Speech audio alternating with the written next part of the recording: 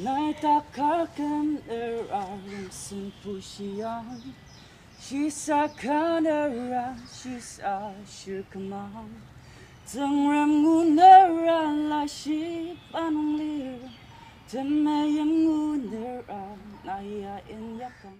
I like the Northeast a lot.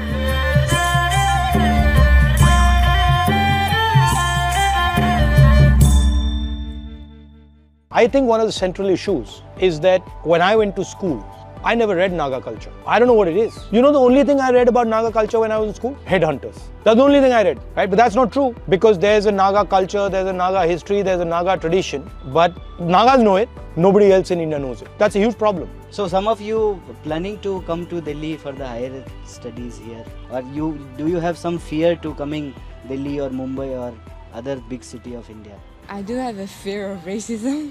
Like, just yesterday and day before yesterday, we visited like the India Gate and the Red Fort, and people like were looking at us, pointing at us like Chinese, Korean, Nepali. So how did you answer them?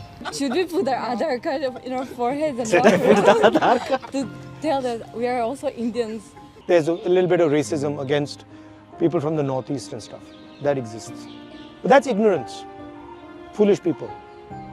So don't worry about it. And I think Northeast should be much more central in India's thinking and vision than it currently is. In your speech in the parliament, which was yesterday, you have stated, if I'm not mistaken, neither the UPI alliance nor the NDA alliance have, have increased production in our country. So can we expect from the India alliance, if it comes to power, can India alliance assure the youth of our country, like to increase production in our country and also to solve unemployment crisis in our country? If you want to seriously start creating employment in the country, you have to transform the economic system of the country.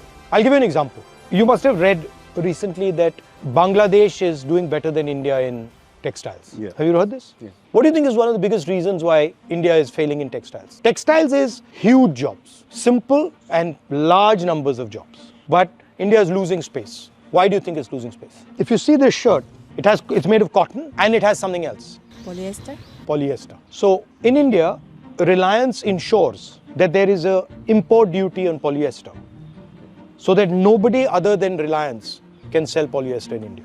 So Reliance is essentially strangling the textile market in India by saying, if you want to make clothes, the only polyester you can use is polyester that Reliance makes, right? And this has cost India, this simple one duty has cost India 1 crore jobs.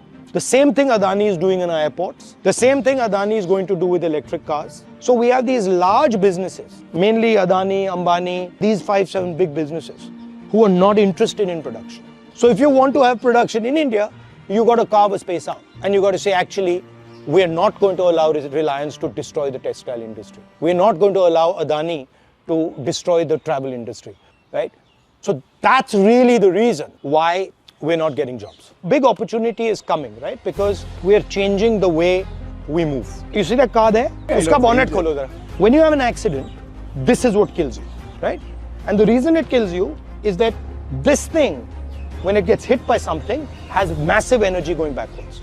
So the entire car is designed to hold this engine in place and to stop the engine from flying into you and killing you. Yeah. I mean, why is this? They're teaching you all these fancy things, they're not teaching the most basic thing. There is an explosion taking place inside this engine every time you start it. Oh. Right? So if you start it, start karo. This.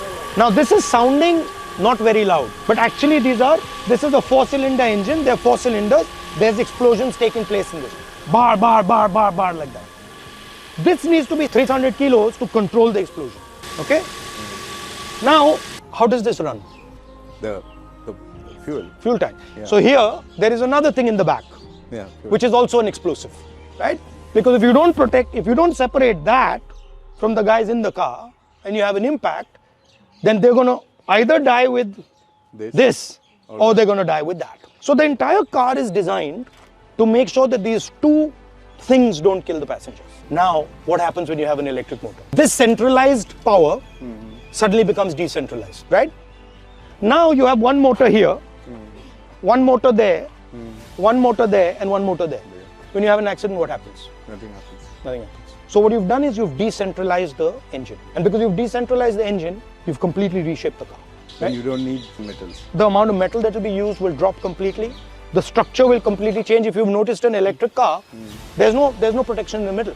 The battery itself becomes the protection. What is actually happening is decentralization of power, right? That's exactly what a robot is. A robot is this divided into thousands. One motor here, 5 motors here, 5 motors here. And what is going to be the structure around where that is going to take place? It's going to be the battery, it's going to be the motor. And later when you have autonomous cars and autonomous drones and autonomous everything, what else do you need? You use your eyes to guide the car. Yeah. Now the car is going to develop eyes, which is autonomous driving. So what is happening is they're taking away control from you and giving control to this. So these are the technologies that now are going to become critical. That's what my speech was about. Yeah. So then the question is, okay, where does India fit into all this? That now we're going to move differently, right? So the politics is going to become that, right? So when you're imagining politics, you're saying, okay, so what would it look like if power was suddenly decentralized? What would policy look like? What would violence look like? What would war look like? Everything going to change. See, this is what I meant yesterday in my speech. This is what I meant yesterday in my speech, that we have to start taking this understanding to universities and colleges. Yeah.